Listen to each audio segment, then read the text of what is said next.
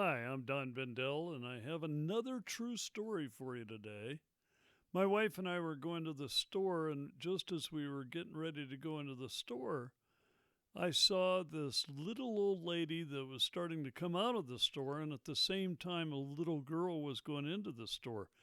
You need to understand this little girl looked like a girl from a TV commercial.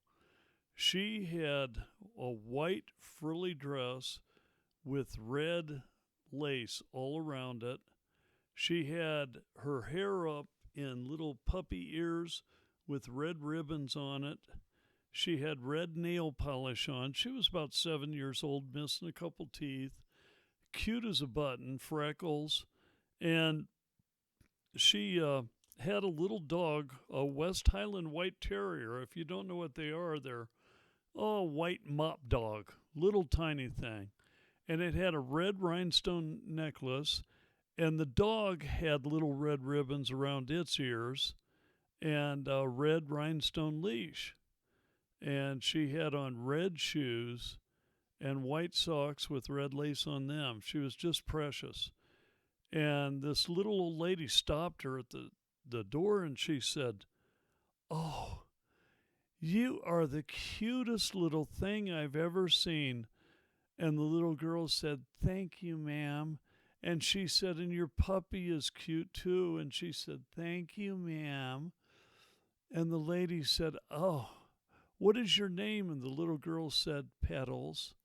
And she said, "Petals, what a precious name." And she said, "How did you get the name Petals?"